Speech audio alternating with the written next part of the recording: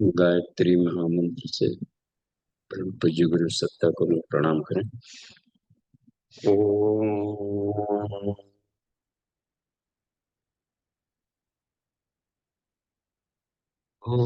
भूर्भुवः स्वः तत्सवितुर्वरेण्यं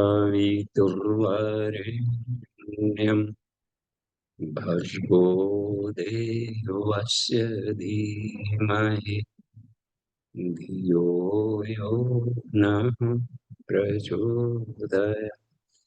जी प्रणाम।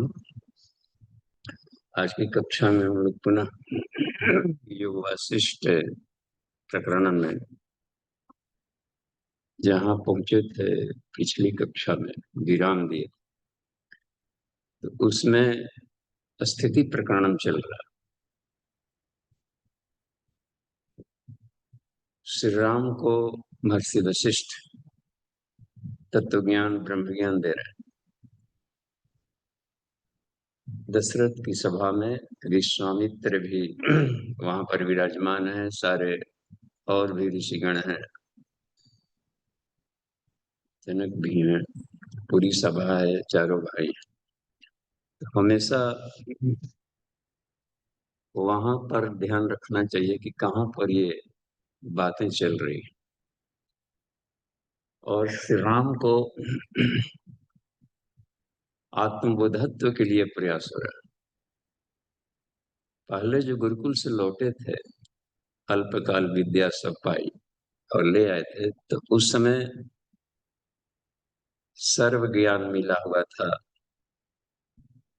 तत्व ज्ञान भी मिला हुआ था, आत्मज्ञान की भी कुछ जानकारी थी, ब्रह्म ज्ञान के बारे में बुद्धत्व नहीं था। बुद्धत्व आता है लंबे प्रैक्टिकल लाइफ जीने से। गीता का स्वाध्याय कर लिया जाए तो उसमें ज्ञान विज्ञान की जानकारी मिल जाएगी, आत्मज्ञान भी मिल जाएगा। दूसरे अध्याय में सब है कि आत्मा न जन्म लेती है न मरती है, यह जानकारी मिल गई। तो शरीर बदलता है, वासंश जीर्णानि यथा विहाय। एक शरीर से दूसरे शरीर में जीवात्मा अपने संकल्प पहुंच जाता है, ये तो ज्ञान तो मिला, फिर भी डर खत्म नहीं हुआ। तो ये आत्मबोधत्व अलग चीज है।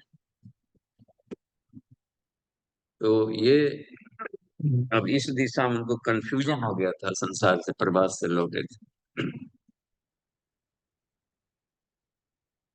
जब तक से आत्मबोधत्व न हो तो संसार के घटनाक्रम साधक को प्रभावित करेगी। बस कितना हो बाहर पढ़ा लिखा दिया जाए, फ्रंटल लोग की शिक्षा दी जाती है, इसको विकसित किया जाता है थॉट प्रोसेसन, गुरुकुल में, स्कूल कॉलेज में, कहीं जाए।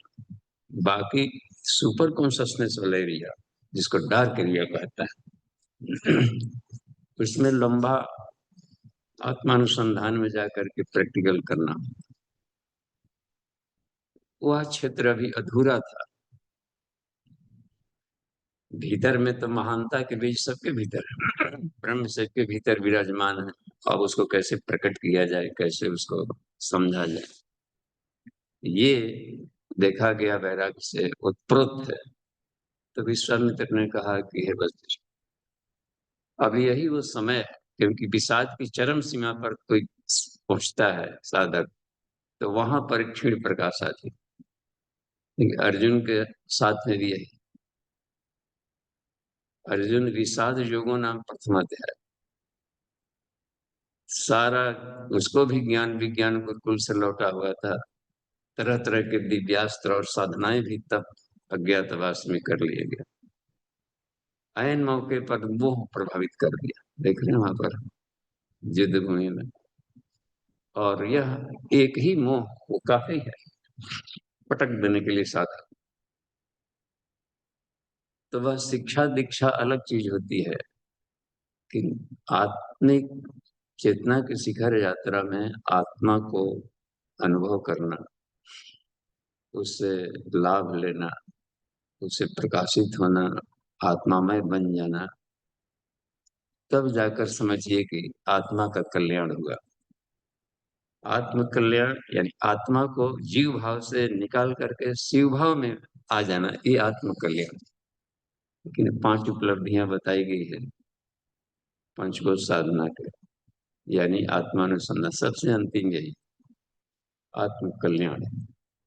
जब तक से एक भी आवरण है उसका कल्याण नहीं है, घसीटेगा कहीं ना कहीं। चलिए इनका कल्याण हो गया, कल्याण हो गया मतलब है कि वो पार हो गया। इसमें पहले था वैराग्य प्रकरण, फिर मुमुक्षु व्यवहार प्रकरण था, उसके बाद में उत्पत्ति प्रकरण आया, फिर स्थिति, यह संसार अस्तित्व कैसे।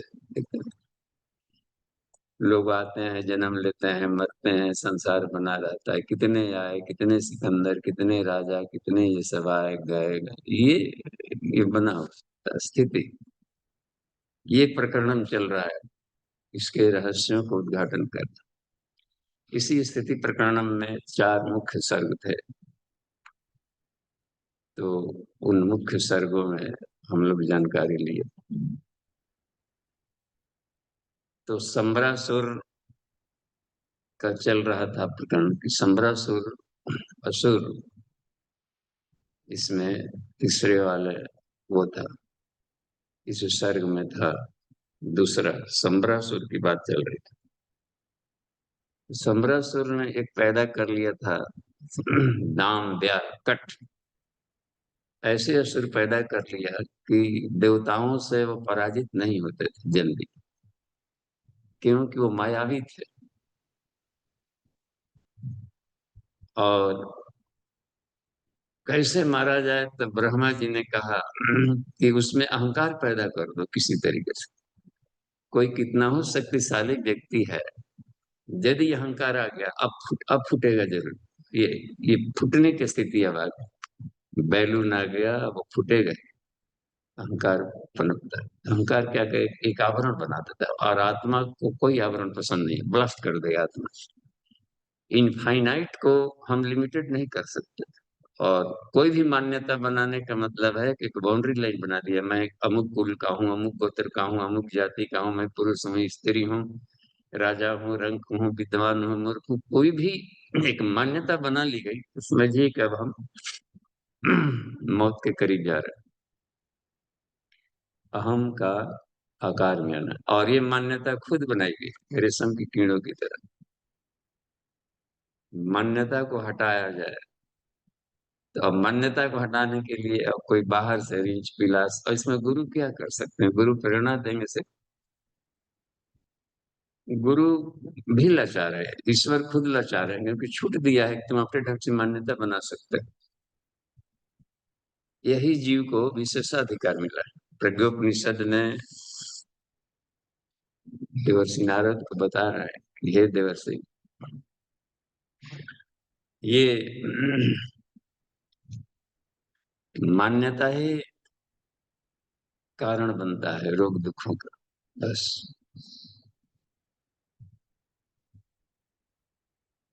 महोपनिषद में भी इस बात को समझा रहे हैं कि ज्ञान की जो भूमिकाएं हैं वो मान्यताओं का लिबरेशन है। 7 भूमिका,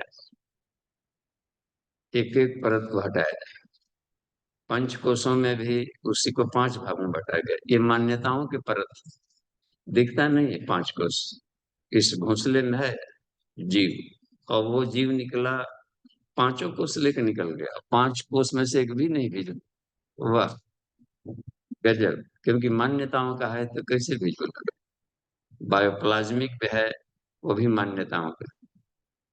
मैं प्राण हूं, बस। मुझे भूख लगती है, मुझे प्यास लगती है, मुझे ठंड लगती है। जबकि वहां आप सुन लिया है गीता में, नैनम दहती पावक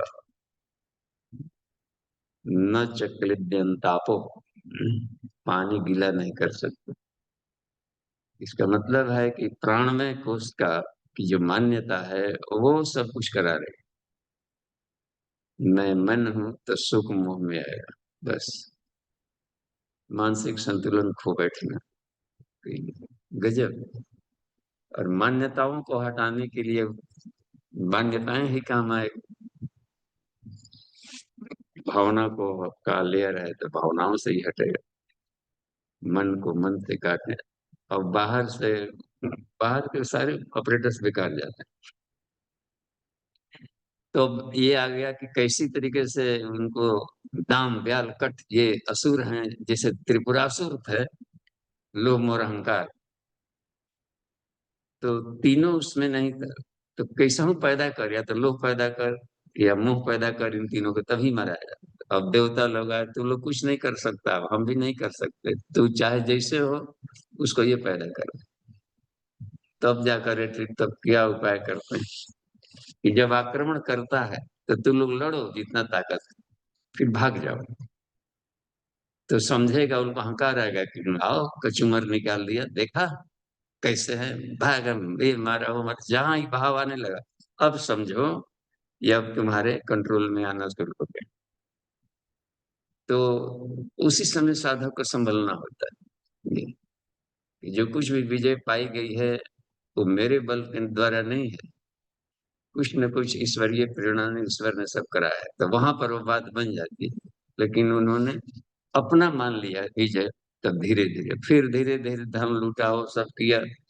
एक भी यदि आ गया, ये तीनों तिकड़ी है, साथ में रहता है लोभ मोह अहंकार, क्योंकि एक ही शरीर के तीन भाग है, स्थूल सूक्ष्म कारण। तीनों शरीर में खुरफात मचाने लगा। फिर धन आने लगा तो धन को बटोरे, ये सब धीरे धीरे लोभ भी उन लोगों को आ गया, मोह भी होने लगा उन लोगों का, अहंकार आ गया मैं।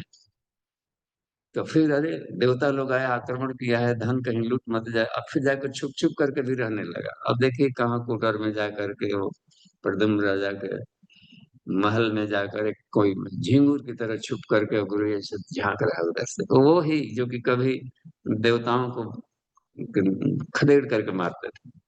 ये आदमी के जो डरना, अभिनिवेश जो शब्द है, पतंजल के योग दर्शन में है अभिनिवेश, ये बंधन में कष्टदायी, मृत्यु से डर या किसी चीज से डर, सामान छूट न जाए, इतना है, बाल बच्चे हो गए हैं कहीं बिछुड़ न जाए, हे बुद्धि सही सही सलामत रखिएगा, क्योंकि ईश्वर का बच्चा है, हम अपना मान लेते हैं। तो धीरे धीरे ये मोह लोग सब शुरू हो जाते हैं, खुद के उत्पत्ति, ज्ञान की उस स्तर की कमी है। तो अहंकार बढ़ते गया, अब धीरे धीरे जा करके वो, तब वो आसानी से, अब कैसे मरेंगे, आत्मा तो मरते ही नहीं। तो उस हालत में जब आते गया, तो बुद्धत्व आते गया, तत्व ज्ञान ब्रह्म ज्ञान का जीवन के थपेड़ों से तुलनात्मक तुम लोग को शरीर बदला था, तो समाप्त हो गया बस। सम्रासुर अब फिर छटपटाने लगा कि देवताओं को ये हो गया, किसी न किसी जरूर ब्रह्मा विष्णु महेश में से ही नहीं, तीनों में से कोई ना कोई उसको उपाय कुछ बताया होगा। मर गए, मर गए का मतलब है शून्य में विलीन हो जाना। फिर क्या किया, एक और पैदा किया, इस बार ऐसा राक्षस पैदा करता है कि जिसको अहंकार ही ना हो कभी भी। लीजिए, किसी भी तरह से किसी भी तरीके से अहंकार ना हो, ऐसे यदि जीवात्माएं अहंकार रहित, तो समझिए कि उसके लिए अब किसी भी तरह के कोई भी देवता किसी भी युद्ध में नहीं जीत सकते, वो सारे संसार को भी खा जाएगा, तो भी नहीं। शिव जी सारे संसार को भी तहस नहस कर डाले तो थोड़ा सा भी पाप पुण्य में लिप्त नहीं हो। तो अहंकार रहित इन्हीं का पॉजिटिव तत्व पैदा किया, इसको भीम भास और दृढ़ का है। तो आज के प्रकरण में उसमें बहुत छोटा सा है, क्योंकि सम्रासुर का उस अंतिम वाला स्तर था, भीम भास और दृढ़ का। उन्होंने भी हजारों वर्षों तक सब युद्ध किया, ये सब करते गए, तो देवता लोग नहीं जीत पाए। तो क्योंकि अहंकार रहित है, उसको मारा ही नहीं जा सकता है, क्योंकि वो आत्मस्थित है वह भी, और आत्मस्थित होकर के भौतिक, तो संसार में के भोगों को भोगते हुए भी निर्लिप्त रहा जा सकता है, ये कहना। आत्म वैसे विधेय आत्मा, इसमें कहे ना, राग द्वेष वियुक्त स्तु विषयान इंद्रिय शरण, कृष्ण ने दूसरे अध्याय में बताया है एक श्लोक में, वो संसार के सभी भोगों को भोगता हुआ भी वो संसार के द्वारा मारा नहीं जाएगा, उसके लिए इंद्रियां उसको नहीं डुबाएगी। वाह। तेन त्यक्ते न भुंजी था, कहिए कि ये थे भीमभास दृढ़, अस्तित्व प्रज्ञ होकर के। अब अंतर यही था कि वो भौतिक सुख का लाभ ले रहे हैं, लेकिन वो मरने वाला नहीं है, उसका थोड़ा सा भी बाल बांका नहीं है। प्रसादम अधिगच्छति सब का कृष्ण ने प्रयोग किया है। तो भोग भी देगा और मोक्ष भी वैसा साधक पा सकता है। मोक्ष तब पाएगा जबकि आत्मिकी में वो आत्मा के साथ उस स्वाद लेने लगे। वाह, ये स्थिति बहुत कमाल की है। यही था भीम भास दृढ़, दृढ़ कितना वो। अब देवता लोग क्या करें, और इधर था भौतिक क्षेत्र में संसार को स्वर्ग बनाना। ठीक है, दो उद्देश्य है, मनुष्य में देवत्व का उदय, धरती पर स्वर्ग का अवतरण। लेकिन वो ऐसे थे कि इनके स्वर्ग को भी जब जरूरत पड़ता था इन लोग को परेशान कर डालते थे, और उन पर पाप पुण्य छूता नहीं था। ये गजब समरासुर है, ऐसा पैदा कर लिया। समझिए कितना ताकतवर रहा होगा समरासुर। उसका कहीं दिखाता है, कहीं खोजिएगा तो हो सकता है सीरियल कहीं मिल जाए समरासुर का। बहुत घमासान जो, तो उसको शिव जी ही खुद एक तरीके से मारे हैं। शिव जी अवतार ही लेकर के आए थे प्रद्युम्न के रूप में, मायावी को मायावी ही मार, सारी मायावी विद्याओं का बालक तुरंत युवा हो गए, मारने की बारी आई। कृष्ण से उत्पन्न होकर के। तो यही बताए कि ब्रह्मा जी ने कि कहा कि देखो अब ये और विष्णु के द्वारा ही मारा जाए, नारायणी अस्त्र के द्वारा ही अब खत्म हो सकता है, तो उनमें मिला सकता है। जब जब भी कि कोई कोई ऐसे असुर जितने भी मिले होंगे, चाहे महाभारत काल में, कि जिसको कृष्ण ने सुदर्शन चक्र से मारा है, तो वो समझिए कि भीम भाष और दृढ़ है, बस। अन्य देवताओं से मारा ही नहीं जा सकता नारायणास्त्र से। तब जा करके विष्णु ने अपने, श्री हरि ने उनको विलीन कर दिया कि देवताओं को ऐसा मत कर कि देवताओं के लिए भी जगह न मिले, उनको भी परेशान मत कर। परित्राणाय साधु नाम विनाशाय च दुष्कृता। तो तुम ठीक है ज्ञानी बन गया, पाप में रहित आत्मा, एक ऐसी भी सहृदयता रख, यह धरती सबके लिए बनेगी और सबको सर्वाइवल का अधिकार। तो उन्होंने सुदर्शन चक्र से उनको अपने विलीन कर दिया। तो भीम भीम वास दृढ़ की यही है। तो इसमें प्रेरणा राम को ये बता रहा है, क्योंकि राम से युद्ध भी कराना है, युद्ध के लिए भी तैयार करना है। देखिए, विश्वामित्र मांगने आया है और राक्षसों को मारने के लिए, उसमें कितनी राक्षसनियां भी मिलेगी, तड़िका वगैरह। तो युद्ध करते हुए भी युद्ध नहीं किया जाए, इस स्थिति में लाने के लिए भीम भास दृढ़ का अभियान बहुत जरूरी था। तो यह बुद्धत्व तो उनको धीरे धीरे, अब दूसरी बार के क्रम में ऐसा है कि राम जी को धीरे धीरे बुद्धत्व हो रहा था। पहले वाले क्रम में जानकारियां मिल रही थी, दूसरे वाले क्रम में जिसे नचिकेता को बता रहे एतद एतद, यही है ब्रह्म, यही है ब्रह्म, ऐसे करके। तो क्योंकि जब उनको ब्रह्म ज्ञान मिल गया है और बुद्धत्व हो गया है, तो राम जी ने एक बात कही वशिष्ठ कि हे भगवान, दशरथ के पुत्र राम के रूप में हम पूज्य नहीं है, उसके उस ढंग से हमको नहीं पूजा जाना चाहिए या कोई अधिक श्रेय सम्मान। लेकिन आपके ज्ञान से जो मैंने रामत्व को प्राप्त कर लिया है, जो बुद्धत्व को, यह राम धन्य है, यह अवश्य पूजनीय है। ये गजब की स्थिति उन्होंने प्रकट किया है। धन्य हो हम, धन्य हो हम, धन्य हो हम, ये अवधूत उपनिषद में अंतिम अवस्था में साधक करता है बुद्धत्व को।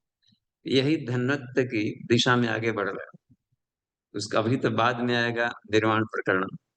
आज की कक्षा में हम लोग एक और देखेंगे भीम भास दृढ़ के साथ में, ये बहुत बड़ा है, दासुरोपाख्यान है। यह स्थिति प्रकरणम का अंतिम है। अगली कक्षाएं आएगी सब हम लोग का उपसम प्रकरणम से आएगा। तो स्थिति प्रकरणम के 2 कक्षा ले, एक वालेमो था। आज की कक्षा में जो समापन किस्सा है, इसमें भी कथाओं के माध्यम से राम जी को सरल करके बताते जा रहे हैं। तो दासुरोपाख्यानम ये समापन सर्ग का नाम है। ये थोड़ा सा बड़े कलेवर में, उसका सार अंश हम कक्षा में हम लोग देखेंगे, उसकी क्या आध्यात्मिकता है, क्या वैज्ञानिकता है। दासुर, तो ये दासुर लग रहा है असुर जैसा सुनने में, दासुर, लेकिन वो तालाबी श वाला है, ये स नहीं है दंती से जिसमें असुर लिखा रहता है। दासुर, इसका मतलब है कि वो बहुत ही आत्मबल का धनी, आत्मवर्चस्व का धनी, ब्रह्मवर्चस्व का धनी। तो दासुरोपाख्यान में दिया था कि दासुर के पिता का नाम था सरलोमा। वो बहुत बड़े ऋषि थे, एक तरीके से कहिए कि वो अपने युग के ब्रह्मा ही थे, और ब्रह्मा का पुत्र जैसे वशिष्ठ हुए, ऐसे ही उनके पुत्र सरलोमा के हुए थे दासुर। और दासुर अभी बालक थे, तो उनको उतना ही तेजस्वी, जैसे वशिष्ठ तेजस्वी ब्रह्म का तेज लेकर ही उत्पन्न हुए थे, और महातेजस्वी एक तरीके से ब्रह्मा ही कहा जाए। फिर भी अपने ब्रह्म कमल को बिठा करके ब्रह्मा जी वशिष्ठ को ज्ञान विज्ञान बताया। तो ऐसे ही उस बालक, दासुर बालक में थे अभी, तो उनको ज्ञान देते देते जब काफी वो उत्प्रोत होते जा रहे थे, और तपस्या भी कर रहे थे, पिता की सेवा भी कर रहे थे सरलोमा ऋषि का, तो वे समय के साथ में सरलोमा ऋषि शरीर अपना त्याग दिए। तो अब दासुर बहुत रो रहा था, पिताजी छूट गए, माता तो पहले छूट गई थी, पिताजी भी चले गए, तो समझिए। और उनको कक्षा लेने वाला, जिसे हम लोग कह सके गुरु जी बीच में इतना कर गए, थोड़ा सा और रहते, थोड़ा ये रहता, शिष्य कैसे पीड़ित होते हैं ना।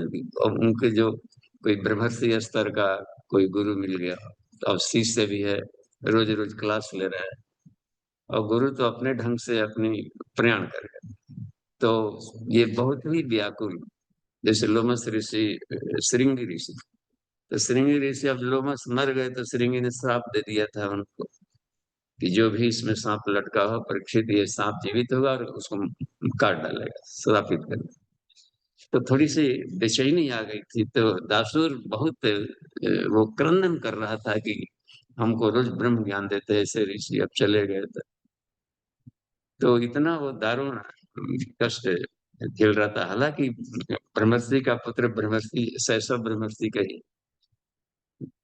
ब्रह्म ज्ञानी का पुत्र, ब्रह्म तेज से भरा हुआ, और वो बालक जो किशोरावस्था में रहे होंगे, तो काफी रो बिलख रहे थे, तब जा करके उस जंगल के जो अदृश्य सत्ता है रक्षक करने वाले, कैसे यक्षराज होते थे, पांडवों में से नहीं, तालाब में पानी पीने गए थे तो मर गए थे, तो यक्षराज ने कहा कि पहले मेरे प्रश्नों का उत्तर दो। आवाज आ रही है, सामने नहीं दिख रहा आप कौन है, ऐसे ही आवाज आई उसके पास, और सामने अप्रकट रहे। तो वन के रक्षक देवता ने कहा, जैसे यक्षराज जी कही, उनमें यक्षों की श्रेणियां होती है जो कार्य बटे रहते हैं कि आप वन की रक्षा करना। तो प्रकट हो गए और अदृश्य रूप में आकर के आवाज दी कि तू देखो, और ज्ञान देने लगे कि रोना बिलखना नहीं, यहाँ किसी का शाश्वत जीवन नहीं। सूर्य भी उदय होता है तो देखते हैं छुप जाता है, सूर्यास्त शब्द का भी प्रयोग किया जाता है, सूर्योदय सूर्यास्त, प्रकट हो जाना। तो जो भी जीव जन्म लिया है उसको मरना ही मरना है, बस। तुम्हारा भी शरीर छूटेगा, वो होता है ब्रह्मांड, सूर्य, तारे, ब्रह्मा, विष्णु महेश, हर कल्प में अपना अलग होते हैं मनवंतर। तो ये सब स्थिति होती है, तो अपने को कष्ट को खत्म करो और तब साधना करो। ये आंसू और ये रुलाई कुछ नहीं काम करेगा तुम, तो व्यामोह को छोड़े और लग गए तब करना। और ऐसे ही कुछ रहा होगा उन दिनों, तो जंगल ही जंगल थे ना, हर जगह हम लोग का, इधर अब कहीं पेड़ नहीं मिलता, अब गांव के गांव बस गए। बगल में इसी एक, इसी जिले में एक गांव है, नाम है बाघा खो। इसका मतलब है कि जरूर कभी जंगल रहा होगा और बाघ रहते होंगे खोह में। तो ये सब जाकर के नैमिषारण्य देखिए, अब कभी हरिद्वार का नाम था वहां पर एकदा नैमिषारण्य, उधर ऋषिकेश, वो नैमिषारण्य सब क्षेत्र। पतंजल वहां पर वो रहते थे, क्या बोलते हैं, पिपलाद ऋषि। ये लक्ष्मण को शक्ति बाण लगी थी तो वो मूर्छित हो गए थे, तो एक तरीके से फर्स्ट एड किया था सुखेन वैद्य ने। अभी पूरी तरह से जहर खत्म नहीं हुआ था, उनको जीवित कर दिया था कि वो आप खड़े होकर युद्ध कर सके, संजीवनी, कि ये कोमा से बाहर निकल जाए। अस्थाई समाधान हुआ था कि जब राम राज्य की स्थापना हुई, बाद में गए थे लोग तप करने, तो लक्ष्मण झूला उन्हीं के नाम पर पड़ा। पिपलाद ऋषि का आश्रम में रखकर पीपल के फल के बोधे खाकर जो लिए थे इसमें, तो उन्होंने लंबे से पीपल के सेवन करा करा करके उनको पूरे शहर जस निकाले। उनको रक्षा के लिए भरत को कह दिया कि तू आप इनकी रक्षा करना, मुनि की रीति बगल में, और भरत की तपस्या थी। राम जी अपने चले गए थे देव प्रयाग करने, और राजपाट हो रही को शत्रुघ्न को दे दिए थे कि आप इधर की व्यवस्था संभालें। तो ये ऋषि अपने भीतर में कल्प करना पड़ता है बुद्धत्व के लिए। तो वो भी एक ऐसा जंगल था मगध, जहाँ की इतना ही रमणीक, इसी क्षेत्र में रमणीक जगह था, और कदम के वृक्ष अधिक थे। कृष्ण को भी कदम प्रिय है। कदम के पर डाड़ी पर रह करके, कदम में देखिए एफ्रोडिशियक होता है कदम के फल, ये सब उपाधिकारक पौधे, और बहुत ऊर्जा उमंग और रस से भरे होते हैं। ये सब कुछ ऐसी औषधियां हैं, जैसे अश्वगंधा कैसे इस तरीके से कदम का होता है, इसके टहनियों से हवन किया जाए तो ऐश्वर्य की सिद्धि मिलती है। और तो ये सब मेडिसिनल है। तो जंगल कदम के ही कदम के वृक्ष थे, या उसके पेड़ पर बैठ करके वो तप करने लगे। गजब, जमीन पर नहीं। पहले भी देखा तत्व ज्ञान से कि हर जगह जमीन पर यह है, कहीं पर कोई भी मरता है तो नीचे जमीन पर गाड़ दिया जाता है, तब लगा कि सब जगह स्मशान भूमि जैसा, हम कहाँ करें तब, तो उनको है कि हम पेड़ पर तप करते हैं, ऊपर ठुनगी पेड़ के ऊपर बैठ करके तप करते थे, तरह तरह का। वहां पर वो विपरीत करणी मुद्रा भी कर लेते थे, टहनी पर पैर फंसा करके लटक गए, जिसे चमगादड़ यानी उल्टा सोते हैं। तो ऐसे करके भी सहस्रार चक्र को वो अपने जागृत किए तरह तरह का। तो वो सब उसी पर टहनियों पर तप करते करते करते करते बहुत ही अब वो महान तपस्वी और ब्रह्मचर्य को प्राप्त कर लिए। तो ये इसमें काफी अच्छा वर्णन है दासुर ऋषि का, महान महात्मा अपने समय का, उनके तेज से। अगले क्रम में कथा में टर्निंग ये लेता है कि एक तो ये बात समझ में आई कि तप से ही अपने कुसंस्कार ये सब खत्म होते हैं। और तप कहा जाता है स्वाध्याय को भी, ऐसा नहीं केवल हम शारीरिक तप को तप माना गया, मानसिक तप भी तप में आता है। स्वाध्याय, जैसे तप स्वाध्याय ईश्वर प्राणाधान ने क्रिया जो, तो इस तरीके से जो भी उनके पिताजी बताए थे ब्रह्म ज्ञान और वन वन के रक्षक जो देवता हैं यक्ष, उन्होंने जो ज्ञान दिया था संसार का, उस पर मनन चिंतन करना स्वाध्याय, गहरा मनन चिंतन करना, ये करना। तो उनके सहस्रार चक्र भी ऐसे अपना जागृत होकर काम करने लगा था यूनिवर्स में। तो वो बहुत ही महान महात्मा बन गए ऋषि। तो अब था कि उसी जंगल में जो वन देवी होती हैं सब जंगल में कुछ है, जैसे अप्सराओं की तरह कुछ में थी रमणीक, लेकिन वो बहुत ही शुद्ध और पवित्र मस्तिष्क वाली, जहाँ देवी शब्द लग गया कि वन में वास करने वाली देवकन्या है। तो देवकन्याओं में से एक ऐसी देवकन्या उनके पास आई, बहुत ही तेजस्वी थी वो भी, और बहुत ही प्रांजल और इतनी सुंदर। इसमें वर्णन है कि अब देवकन्या का ही वर्णन में कितने पेज निकल गए।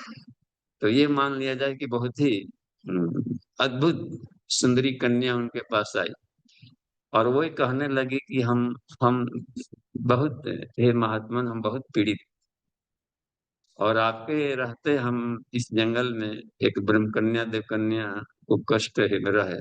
क्या कष्ट है? तो कहा कि हमारी सहेलियां जितनी थी उन सब की शादी भी हो गई है और उनके पुत्र भी हो गए, और सब हमको चिढ़ाती है, कोसती है, और हमको अब खराब लगता है। तो आपके रहते हम चाहते हैं कि हमारा भी एक पुत्र हो और आप हमें वरण करो, आपसे हमारी संतति एक हो जैसे। तो देखा कि इनकी कोई भी जैसे ऋषि होते हैं उनके पास जाए तो कोई खाली हाथ नहीं लौटता। गुरुदेव के पास भी जो भी गए, कहा जाता है कि इस युग ऋषि के पास कोई भी खाली हाथ नहीं लौटा है, कितने ही की। तो उनको अपने मानस संकल्प से एक फूल दिए, कदम का, कदम के जब फूल रहते इसमें से फूल दिए, और इसी तंग से अपने संकल्प शक्ति से तेज डाले, और कहे कि इसको इसको रखो और तुमको पुत्र होगा। पुष्प केवल दिए थे, और फिर जाकर के वो आई तो अपने समय पर उसको पुत्र भी हुआ, बहुत तेजस्वी, क्योंकि हम अपने तेज डाल दिया था। तो इसे तेज चेतना के पार्टिकल कहीं भी रहते हैं अपना, कोई भी फल फूल उसको वो प्रवेश कर जाता है। जैसे कुंती के साथ में यह विज्ञान काम आया था दयावती मंत्र से, बिना पति के सहचर से पुत्र उत्पन्न।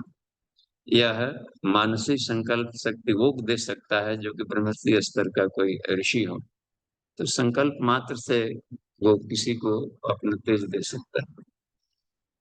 पुत्र भी हो गए, बढ़ने भी लगे। 12 साल का जब लड़का होगा तो फिर ले आई बंदे कि आपका पुत्र है, हमने संसार की विद्याओं को बता दिया है पूरी तरह से, यानी कला विद्या इसको हमने सिखा दी है, आप इसको अब ब्रह्म ज्ञान प्रदान करें और अपने संरक्षण में ले।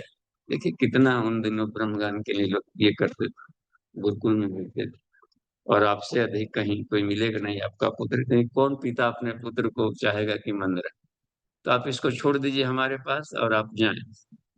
उसके बाद वह उनका पुत्र उनके साथ में रह करके और उनको पढ़ाने लगे। पढ़ाते पढ़ाते क्या हुआ कि उनको ब्रह्म की दीक्षा दी और ब्रह्मर्षि बनाने के क्रम में उनको ज्ञान देने लगे। अब उसको ज्ञान दे रहे हैं तो इतने लंबे, उसमें भी कितने अध्याय निकल गए ज्ञान देते समय।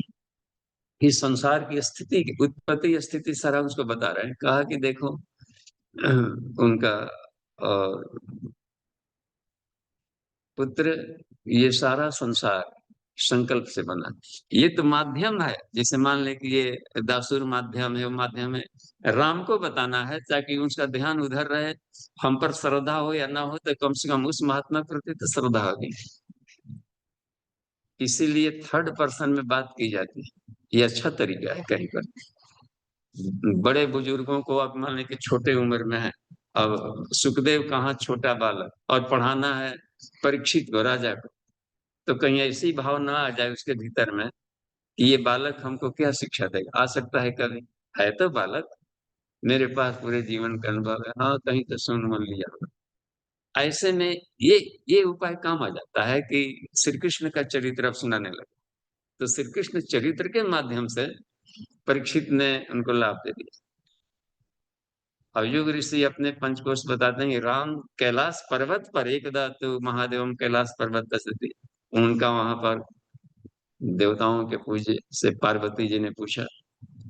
तुलसी ने भी इसका लाभ लिया है अपने मानस में कि शिव जी सुना रहे हैं पार्वती जी को, देखिए रामचंद्र, ताकि उनके जो भक्त है उन पर आवे कि यह मत मान लेना कि उनकी कल्पना है तुलसी की कपोल।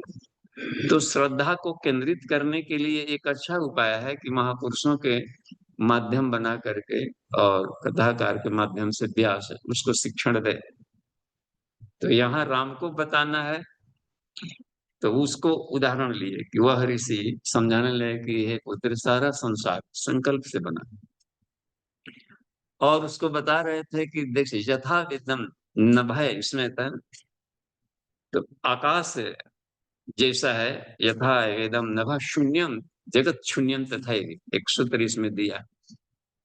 जैसे आकाश हमेशा शून्य है और शून्य से शून्य करता है, इसलिए सारा संसार इसको शून्य है, ये बता रहे थे। आकाश की तरह शून्य है और हमेशा शून्य ही रहता है, ये भ्रम है कि ये वस्तुएं ऐसा है। इस भ्रम को निवारण करने के लिए बता रहे थे कि तुमको ठोस वस्तुएं दिख रही है लेकिन वह ठोसता है नहीं, वह तरंगों की घनीभूत अवस्था है, और ये कभी भी घनीभूतता खत्म हो जाएगी। कोई स्टील भी सामने रखते हैं तो अपने आप ही एक खास उम्र के बाद में सारी विकिरण बन करके फिर आकाशवत हो जाएगा। तो ये सब तरंगों का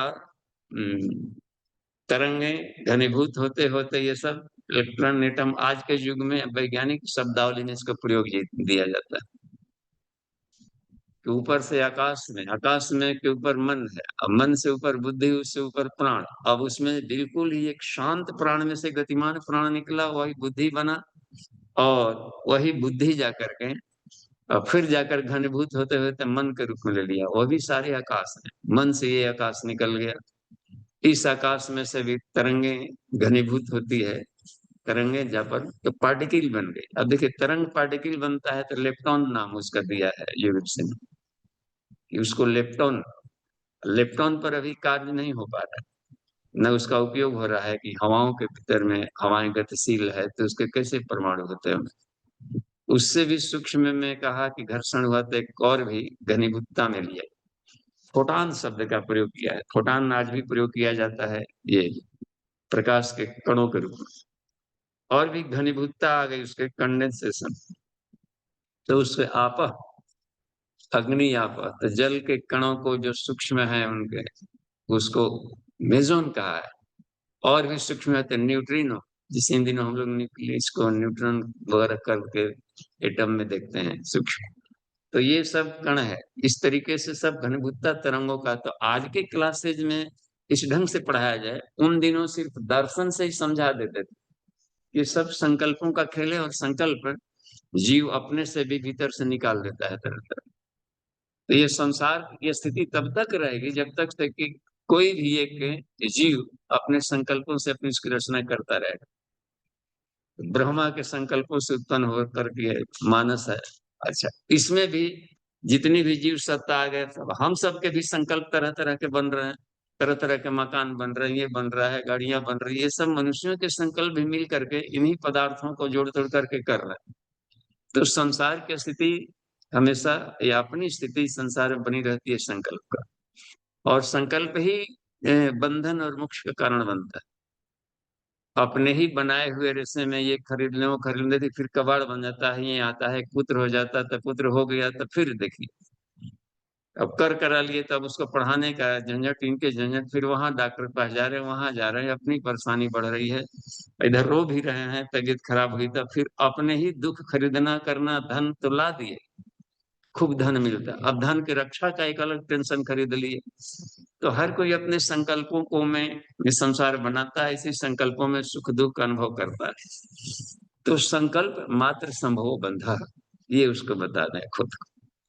और भी उसको उदाहरण दिए है खुद है, खुद करके, तो खोथ, खोथ एक राजा बता, तो खोथ नामक कोई राजा नहीं था, संकल्प को ही बता दिए खोथ, मधुमक्खी का छत्ता है संकल्प, अपने ढंग का बना लिया, ये गजब है। तो राम जी को बता रहे हैं वशिष्ठ, देखिए यहाँ पर टर्निंग पॉइंट ले रहे हैं कि हे राम, मैं सप्तऋषि मंडल में से निकल कर, सप्तऋषि मंडल है 7 ऋषियों का, उसी में हमारी चेतना तय है, तो वहां से निकल करके और सोचा कि मंदाकिनी में जा करके थोड़ा आनंद लें, उधर हिमालय क्षेत्र का स्नान करके थोड़ा ये करें।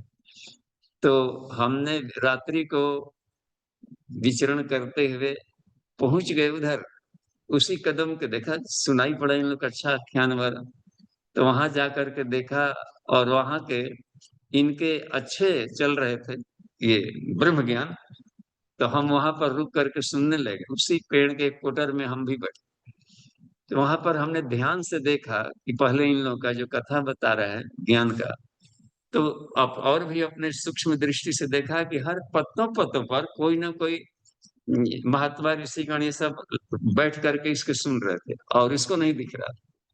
नीचे भी जो पत्तियां गिरी हुई थी, देखा कर इस पत्तियों पर भी कोई मृग हिरण और ये सब कोई अपने ढंग के वो है जो अन्य शरीरों में अपना लेकर के आराम कर रहा है।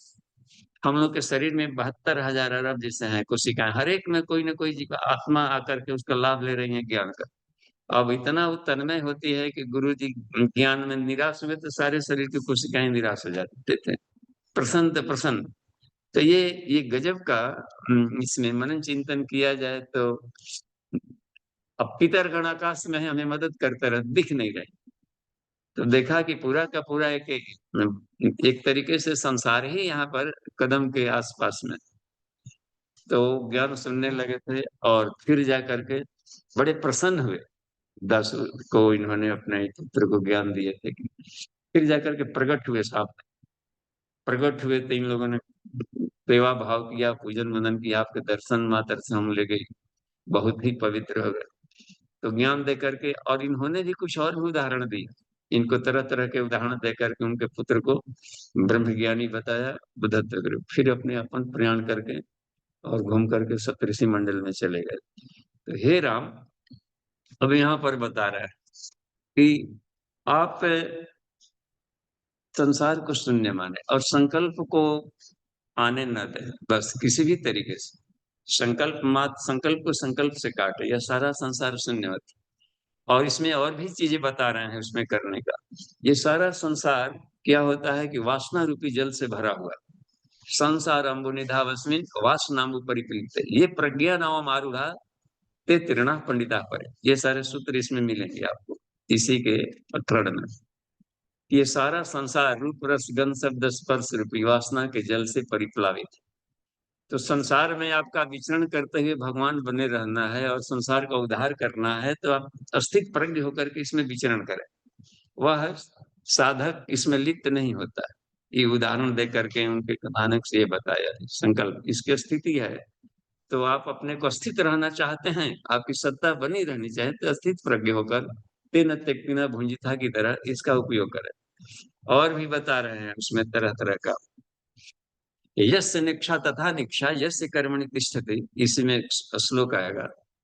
यस्य निक्षा तथा निक्षा यस्य यस्य कर्मणि तिष्ठति न तस्य लिप्यते प्रज्ञा पद्म पत्रम इमाम विभो, कि जो इसकी अपनी कोई इच्छा ना हो और अनिच्छा भी ना हो, वह इच्छा भी नहीं और अनिच्छा भी नहीं, कैसा परिस्थिति नहीं आता, और ऐसा आ जाता ये भी नहीं। इसका मतलब है कि वर्तमान में जो भी सामने से गुजर रहा है, इस स्थिति में रहते हैं। यस्य कर्मणि, जिस साधक के कर्म में ऐसा व्यवहार न तस्य लिप्यते प्रज्ञा, वह कभी भी संसार के किसी भी घटनाक्रम में, किसी भी उठा पटक में, किसी भी विचित्रता में, किसी भी प्रलोभन लिप्त नहीं होता वह। तो ये सब सूत्र बता रहे हैं। और भी बता रहे हैं कि जो संकल्प उठते हैं तो संकल्प बंधन बनता है और संकल्प ही मोक्ष का कारण बने। और इन अहंकारों को, संकल्प को ही एक मान्यता बना लिया तो बंधन में के जीव बना। और इन जीवों में से बता रहे हैं कि जो मुख्य तरीके से 3 अहंकार बताए, और 3 अहंकार वही जाकर के उन्होंने योग वासिष्ठ में उसको 4 भाग में बांट करके इसको वहां पर बता रहे महोपनिषद में। ये अहंकार 4 प्रकार के होते हैं, और अहंकार योग की साधना करके, यानी संकल्पों से संकल्पों को कैसे काटे, इस तरीके से इसमें 3 मुख्य करके बताया गया है इसे करने का। पहला संकल्प ये होता है कि अपाद मस्तकम माता पितृविनिर्मिता, मैं अपना परिचय देने में अपने को मैं यह शरीर है, अमुक मेरे माता पिता है, मैं इनके द्वारा उत्पन्न किया गया हूँ, और नख से सिख तक यह बंधन, अमुक कुल गोत्र जाति वर्णाश्रम की, ये संकल्प बंधन कार्य है। ये मान्यताएं बिल्कुल ही असत्य है, क्योंकि आत्मा को कोई उत्पन्न नहीं कर सकता। न जायते मृत्यवा कदाचित नायम भूतवा भक्ता माना भूय, इसको न प्रकट किया जा सकता और न ये किसी को प्रकट कर सकता। अकर्तु शब्द कहा गया इसमें, तम अकर्तु पश्यति जित सको। तो यह हर बात रह गई कि इस अहंकार से, यही एक अहंकार सिर्फ है जो कि बंधन में डालेगा, ये संकल्प। और यदि इससे तो अपनी मान्यता बदल दिया जाए तो संसार का कोई बंधन रुकेगा। अगली वाले अहंकार में बताए कि मैं बालाग्रादपि तनु, एक बाल के नुक से भी अनंत गुना सूक्ष्म मैं हूँ, और संसार की कोई भी नैनम सिद्धंति ससुराणी, संसार का कोई भी घटनाक्रम मुझको प्रभावित नहीं कर सकता। ये मान्यता लेकर यदि जिया जाए कि मैं शरीर नहीं आत्मा, सोहम भाव तत्त्वमसि अहम ब्रह्मास्मि, इन भावों में यदि रह करके, ये भी एक संकल्प है, लेकिन यह संकल्प मोक्षदायी। तो संकल्प से, हे राम, संकल्प से संकल्प को काटें आप। तो यहाँ पर वही बता रहे हैं कि इस तरीके संकल्प छूट तो सकता है, क्योंकि जीवात्मा संकल्पमय है, एको हम बहुश्याम। तो संकल्प से ही बना हुआ है, तो संकल्प बंधनकारी भी है और संकल्प मोक्षदायी है। तो कौन से अहंकार हमें मोक्ष प्रदान करेगा, यह वशिष्ठ बता रहे हैं कि आप मान्यता ही बनाना है तो अपने को आत्मा मान करके जी, शरीर मानकर जिएंगे, संसार को सत्य मानेंगे, तो आपको इसी तरीके से वैराग्य होगा, कष्ट में पड़ेंगे और आप खाना पीना छोड़ देंगे और क्या क्या जो कर रहे हैं सब, ये सिर्फ मान्यताओं का एक जमघट है। और ये छोड़ दिए कि तो दूसरा वाला संकल्प बताए, कहा कि एक तीसरा वाला भी है, वह है कि मैं अहम जगद्दवा सकलम शून्यम, मैं और यह सारा संसार शून्य, बस। लेकिन यह शून्यता डिटनेस नहीं है, अथाह शांति अथाह आनंद के सिवा यहाँ पर कुछ नहीं है। सब जगह ब्रह्म को उत्प्लावित देखें और हर जगह आपकी स्थिति। तो यह एक बात है। उसमें आगे चल करके और भी इसमें एक बताया है, इसमें एक रखा युवा का है कि एक और संकल्प होता है। यहाँ पर तो चूंकि दसूर उसको बता रहे थे, उसमें 3 भागों में, यदि अपने आप को आत्मा मानना ही तो सारे संसार की आप आत्मा माने, एक। तो बाकी जो 3 अहंकार, एक अहंकार हो गया कि मैं माता पिता से उत्पन्न, दूसरा है कि मैं आत्मा हूँ और संसार के कोई भी घटनाक्रम मुझे प्रभावित नहीं करता, संसार मेरे लिए कीड़ास्त्र। तो इससे कहीं संसार से वैराग्य ना आ जाए, तब जन्म लोक वाला भी एक मान्यता बताए वशिष्ठ। कह रहे हैं कि हे राम, सारा संसार पदार्थ से बना है, जगत जाल पदार्थ, आत्मा सर्वम अहम एवं अक्षय, मैं सबकी आत्मा हूं। तो सब में अपने को देखें, अपने में सबको देखें, यह भी एक अहंकार वाला है, मान्यता है। तो ये उनको जाकर तीसरा कहा, और चौथा कहा कि जो और भी श्रेष्ठ अहंकार है, मोक्षदायी है, वह है अहम जगत्वा सकलम शून्यम, यथा वेदी नव शून्यम जगत शून्यम तथा एवं। इस अभ्यास में आप रहेंगे तो ये सारे मोक्षदायी हैं। ठीक है, धन्यवाद। और आज के प्रकरण को हम यहीं पर विराम देंगे, और अब यहाँ से प्रश्नोत्तरी शुरू होगा। आज प्रश्नोत्तरी के लिए अधिक समय। जी, अमन जी। जी बाबू जी, प्रश्नोत्तरी, धन्यवाद। हाँ, आज जी अधिक चर्चा करें प्रश्नोत्तरी से हम लोग। जी जी जी। तो इसमें अपना प्रश्न पोस्ट कर सकते हैं, चैट में भी हाँ, इसमें डाल सकते हैं जी। तो ये इसमें देखिए दासुर उपाख्यान में अगली बार हम लोग आएंगे सम प्रकरणम में, तो स्थिति प्रकरणम में ये 4 मुख्य, उसमें एक बात बनी हुई थी।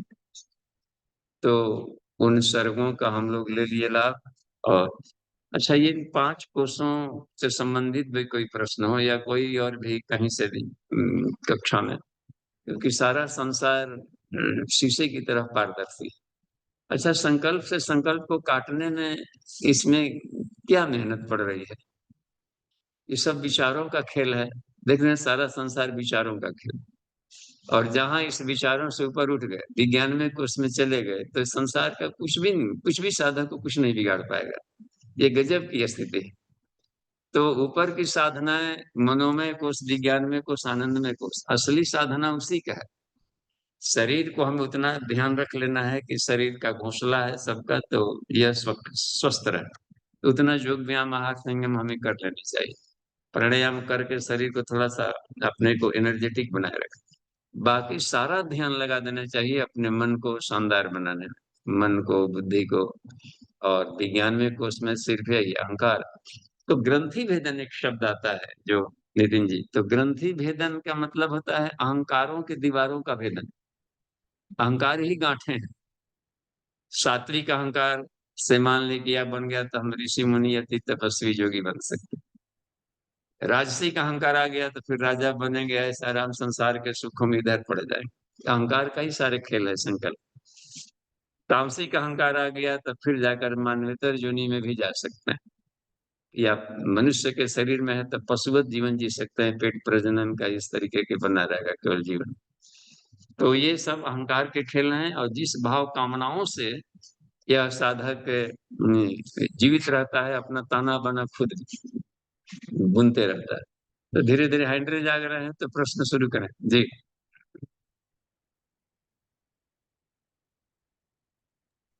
जी बाबूजी। अ, सोहन जी, सोहन दास जी, अपने आप को अनम्यूट कर लीजिए। हाँ, प्रणाम बाबूजी। जी प्रणाम। बाबूजी, नाड़ी शोधन प्राणायाम को पहले करेंगे कि ये प्राण आकर्षण प्राणायाम को करना है? हाँ देखिए, नाड़ी शोधन पहले कर लेने से फायदा यह है कि नाड़ियां साफ रहेंगी तो आप इधर से चाहे प्राणों का आवागमन बढ़िया से होगा। रास्तों की बुहारी पहले की जाती है। जिन रास्तों पर चलना वगैरह है तो पहले रास्तों की सफाई कर लें, तो समस्त नाड़ियों में से प्राण दौड़ता है। तो हमें डिवाइन एनर्जी खींचना है, तो उसके लायक रास्ते भी बनाना है।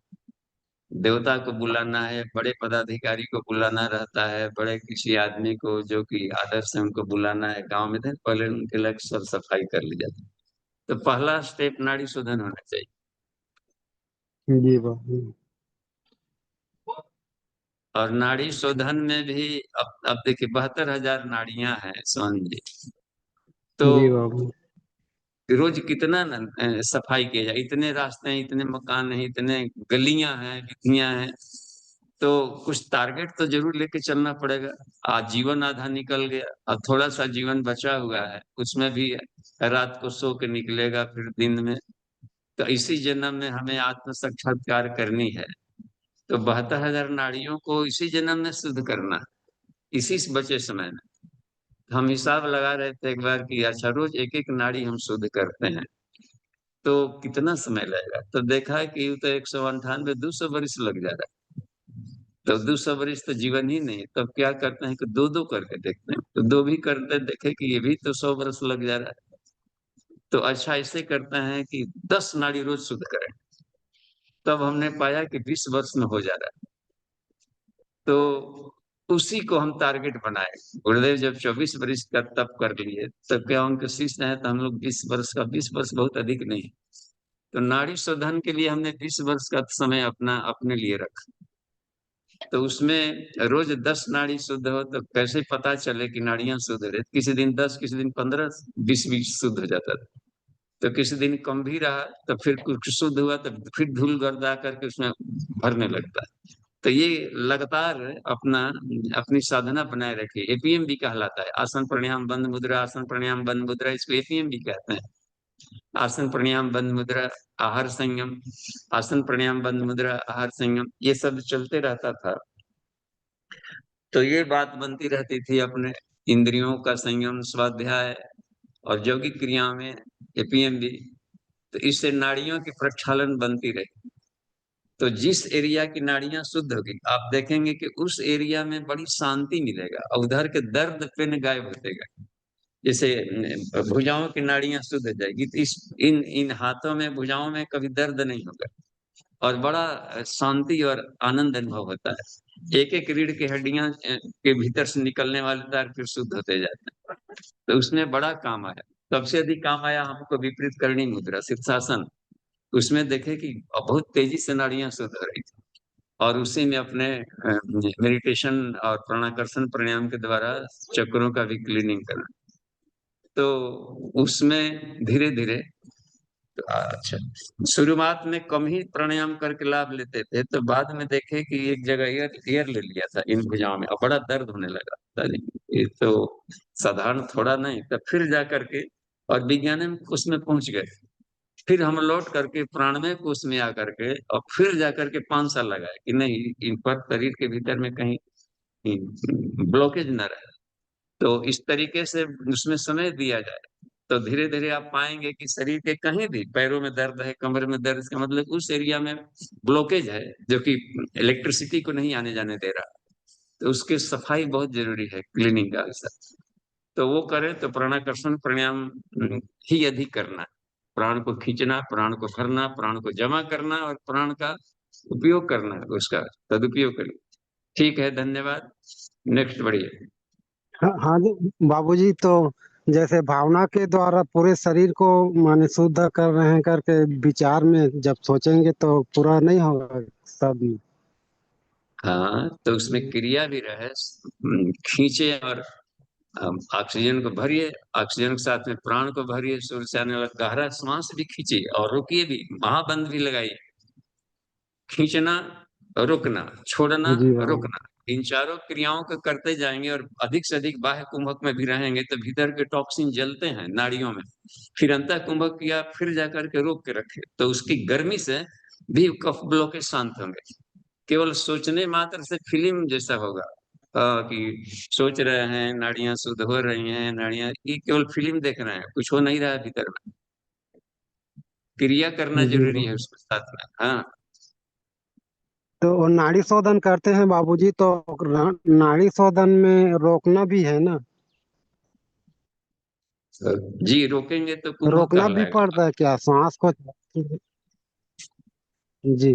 जी, रोकना जरूरी है, रोकने को ही प्राणायाम कहते हैं। ठीक है बाबूजी। कुंभ, हाँ कुंभक, जी।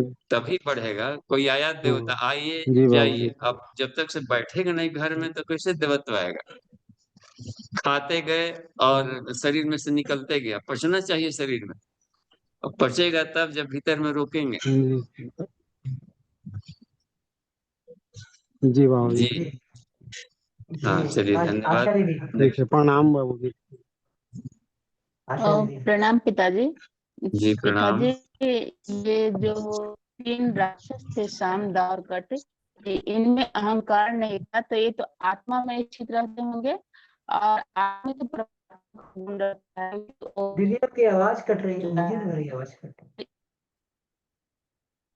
हाँ, तो ये जो दाम दयाल कट थे, इनको शुरू में अहंकार नहीं था, लेकिन ये जहां भी सब तो फिर संसार में कूदे, धन बटोरने तो अहंकार आ गया तो ये मारे गए, या इनका फिर इनका समापन हुआ।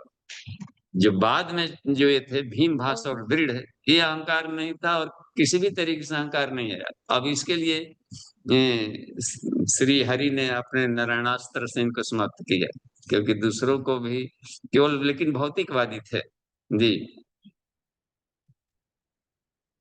तो, तो ये लोग तो आत्म स्थित रहते थे, तो फिर ये तो किसी को परेशान भी नहीं करते होंगे, क्योंकि आत्मा तो निर्लिप्त है पिताजी, तो फिर क्यों हाँ इनको परेशान आवश्यकता करते पड़ेगी? थे ना, क्योंकि समरासुर बनाया था परेशानी करने के लिए कि देवताओं को परेशान कर, तो तुम नहीं मराओगे देवताओं के द्वारा, उनके पास ढेर सारा हथियार है। तो एक तरीका है अहंकार शून्य, अहंकार ही जब रहेगा तभी मराओगे, आत्मा इसे ही नहीं मरने वाली।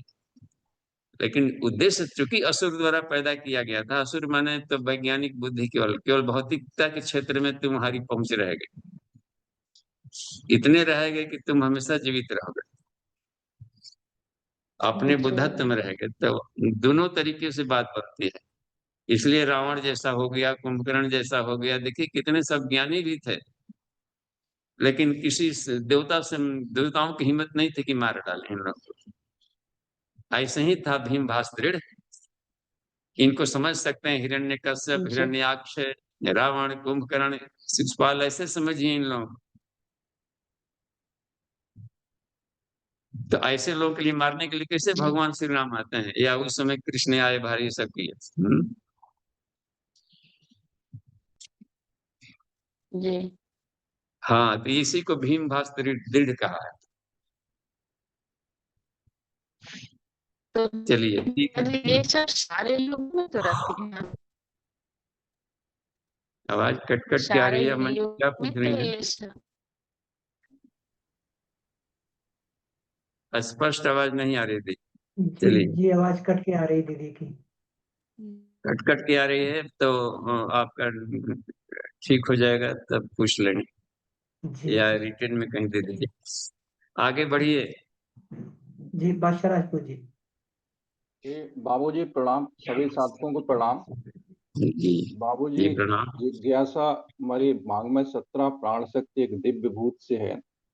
उसमें आया है, मनुष्य के अंतर जगत में सदैव देवासुर संग्राम चलता रहता है। दो प्रकार के इस स्पंदन सतत स्पंदित होते रहते हैं। मना संस्थान और अंतःकरण में विचारों और भावनाओं की दो धाराएं साथ साथ बहती हैं। विचारों की ज्ञान से संबंधित होती है, अब आगे ले वैज्ञानिकों के मतानुसार विचारधारा और भावधारा के सतत प्रवाह से स्थूल, सूक्ष्म और कारण शरीर के निर्माण में भाग लेने वाले तत्वों के सूक्ष्म परमाणुओं, न्यूट्रॉन कणों में स्पंदन होता रहता है और उसी से प्राण ऊर्जा का निर्माण होता है। बाबूजी, इसको थोड़ा स्पष्ट करिए। ये दो प्रकार के सतत स्पंदन होते हैं मन संस्थान अंतःकरण में, दो धारा एक साथ। हाँ, तो विचार और भावनाएं थोड़ी सी और कंडेंस्ड होगी तो विचार में बदला है, लेकिन बहुत सूक्ष्म है, वो पदार्थ से भी अधिक शक्तिशाली है कि उसके घनीभूतता से उसको वो फोड़ सकता है, जोड़ सकता है, ये सब है। तो यही संकल्प यदि हुआ और दृढ़ होते जाता है तो पदार्थ तो कोई भी, जिसे मान ली कि विचार उठा, अच्छा विचार और बुरा विचार, इसे लेना देना नहीं है। विचार विचार निगेटिव है कि पॉजिटिव है, इससे इसके पचड़े में भी हम न पड़े, केवल विचार को देखें। तो वो जैसे जैसे वही विचार बार बार आते रहता है तो उसकी जड़ें मजबूत होती जाती है। इसका मतलब पदार्थ भाव के रूप में आ रहा है, तो फिर वो बंधनकारी हमारे लिए बन जाएगा, जड़ें गहरी हो जाएगी। तो क्या किया जाए कि विचार उठा तो उसको उठा तो हम सॉलिड ना होने दें उसको, बार बार चित्त की वृत्तियां बनकर घनीभूत ना होने दें। घनीभूत हो जाएगा तो फिर परिणाम देने लगेगा, और वाष्प हुआ घनीभूत होने के पहले ही यदि हमने मेल्ट कर लिया उसको तो फिर जाकर, इसलिए उसका तो कलयुग में कहा कि ये इतना यह काम किया जा सकता है, ये करने का विचार, इसलिए मानसिक दोष नहीं लगता है, कभी भी उसमें नहीं लगता है। तो मानसिक दोष नहीं लगता है उन्हीं लोगों का जो कि विचार को पदार्थ में नहीं आने दिया। मन में तो विचार उठता ही है कि आदमी जा रहा है, ऐसा होता है, ऐसा होता है, ऐसे कर डालते, इसको कर डालते, थोड़ा इसको ये कर लेते, तो वो विचार हुआ क्रिया में बदल गए, तब फिर परिणामदायी होने लगेगा।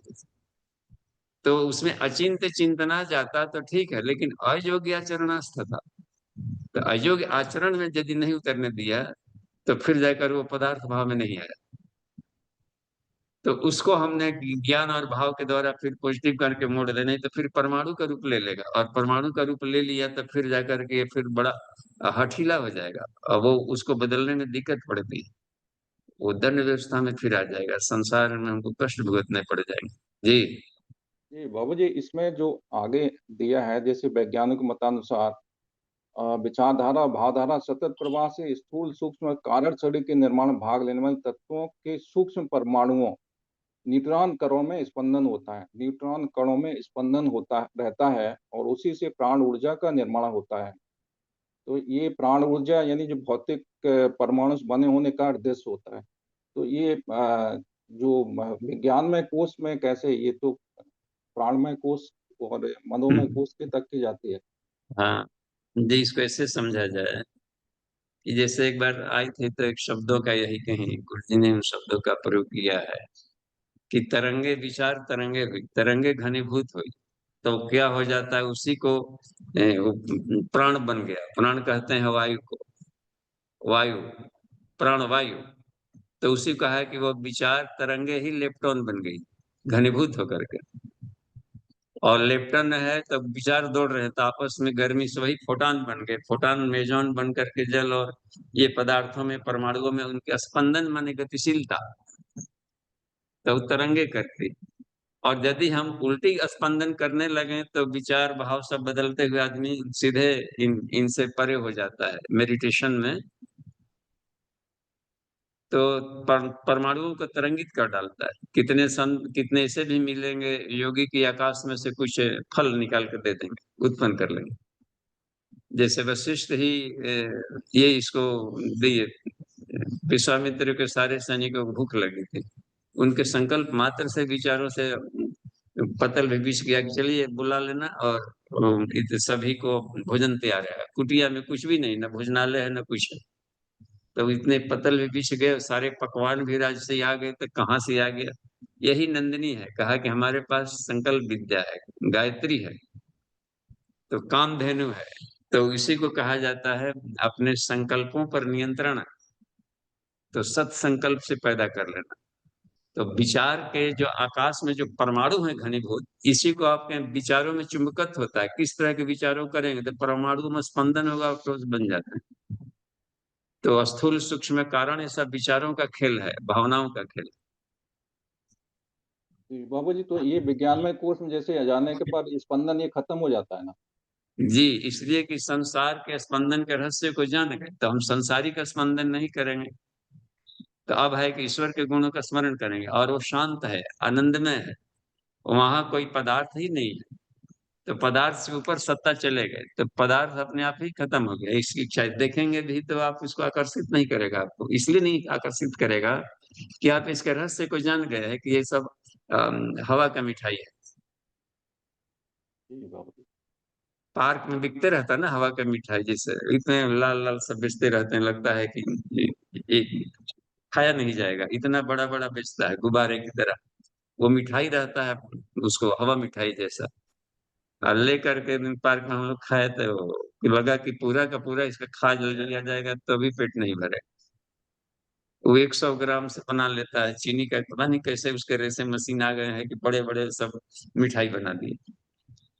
तो ऐसे ही है, विचारों का खेल है संसार। इसके रहस्य को जान जाता है तो सुंदर युवती हो या युवक हो या कोई भी संसार का देखता है रमणीयता, उसको राय रत्ती भर भी नहीं जानता, उसको खींच पाता है, क्योंकि वह समझ गया है ना वो कि यह शून्यता है और यह संकल्पों का खेल है सिर्फ। तो किस ढंग से हम एंगल ऑफ विजन किस पर डालते हैं, सुंदर डालेंगे तो आदमी सुंदर दिखने लगेगा, और उसी पर डालते हैं उसका विपरीत विचार उस पर फेंका जाता है। तो वही व्यक्ति ज्यों का त्यों है, चेहरे भी वही हैं, सुंदरता कुरूपता भी यहाँ कुछ नहीं है, सिर्फ एंगल ऑफ विजन, विचारों के टकराहट से आदमी अपनी कल्पना बनाकर उसके पीछे भाग रहा है। तो यह जानकारी मिल जाती है तो हर जगह ब्रह्म को देखने लगता है। ये तो जल की तरंगे भरा है जी। ठीक है बाबू जी, धन्यवाद बाबू जी।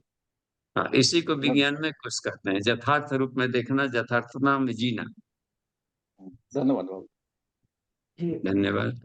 राजेंद्र जो है सर। जी बाबू जी प्रणाम। जी प्रणाम। भाऊ जी, आत्म समीक्षा आत्म निरीक्षण, तो ये तो जैसे आपने जब बताया था तो हमने शुरू किया था कि अपनी समीक्षा करते थे, तो पहले तो कमियां बहुत कम नजर आती थी। अब तो भाऊ जी जब हम निरीक्षण या समीक्षा करते हैं तो दृष्टि में भी, कर्म में भी, अपने वाणी में भी इतनी कमियां नजर आती हैं बाबू जी, तो लगता है कि तो कमियों का जखीरा ही है। इन कमियों से कैसे छुटकारा पाया जाए, और समीक्षा अगर ना करें तो भी दिक्कत होती है। तो अपने को पहले तो धन्यवाद किया जाए कि हमारी सूक्ष्म दृष्टि बढ़ रही है, और कमियां नहीं दिखे तो कुछ काम ही नहीं रहेगा कुछ करने का। तो कमियां का मतलब है कि हमारे लिए इतना काम बाकी है, तो इतना काम बाकी है तो इसको काम करें तो मन लगेगा। तो व्यस्त रहे मस्त रहे में और भी मजा आ जाएगा। वाह, संसार सारा ब्रह्मांड भीतर ही है, तो भीतर का इतना कारोबार है कि भीतर में उसमें अपने आप में लीन रहिए दार्शनिक की तरह, और उसको, और वो कमियां अपनी नहीं है, वो क्या करने का, हम उसको अपना मान लिए इसलिए कमियां दिखती है। कोई भी विचार अपना नहीं होता है, वो विचार की तरंगे हैं आकाश में दौड़ रही है, हम उसको अपना मान लेते हैं तो अपना हो जाता है। अपने आत्मा को इसमें ध्यान करते रहेंगे और वही हर जगह है तो वो समाप्त हो जाती है, दृश्य ही पलक झपकते गायब हो जाता है। विचारों को तो महत्व जी देंगे तो सुरक्षा की तरफ बढ़ेगा, विचारों को महत्व न देंगे तो 1 सेकंड भी नहीं लगता है उसको मरने में, 1 सेकंड भी नहीं।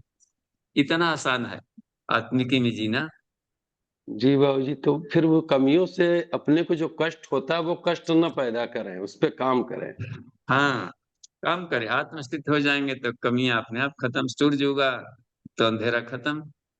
जी हाँ, कमियों को कमियों के ढंग से ना देखें, वो विशेषताएं हैं किसी उद्देश्य से मिलेंगे, उसका काम ले लेंगे तो वो कमासुद बन जाएगा, काम करने वाला लड़का हो गया। उसके पॉजिटिव अर्थों को भी देखिए, इस संसार में कहीं कमियां के ढंग से मत देखिए। जी, जैसे अब बाबूजी अब किसी को अब दृष्टि से, अपने दृष्टि से किसी में कमी देखते हैं, या उसको मतलब अपनी कमी ये है कि हम उसको गलत समझ रहे हैं या गलत दृष्टि पड़ रही है, तो ये तो इसको दूर करना पड़ेगा ना बाबू जी, इसको तो हाँ पकड़ के। जी, तो इसको दूर करना पड़ेगा ही पड़ेगा। उसमें कमी क्यों जी देख रहे हैं? इधर जी पढ़ रहे हैं कि गीता में पढ़ रहे हैं कि मैं सभी जीवों के हृदय में रहता हूं, तो जी। ये लाइन क्यों नहीं देख रहे हैं?